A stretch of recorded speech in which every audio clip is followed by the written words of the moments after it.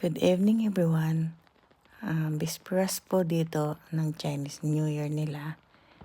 11:40 pa lang ay bumiyahe na kami papuntang park at dala-dala namin ang aming firecrackers.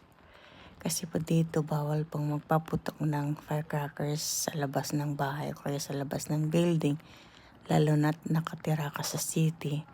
Ang allowed lang pong magpaputok ay yung mga nakatira sa bundok.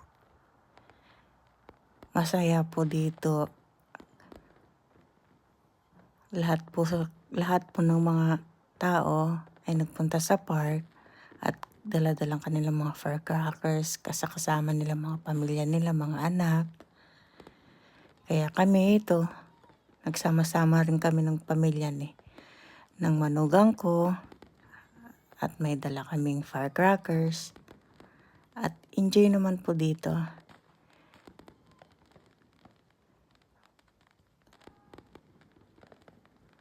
Ngayon lang po ako naka-experience ng ganito na makasama ang pamilya ng manugang ko at ibang lahi pa. Kaya thank you for watching my YouTube channel. Bye-bye!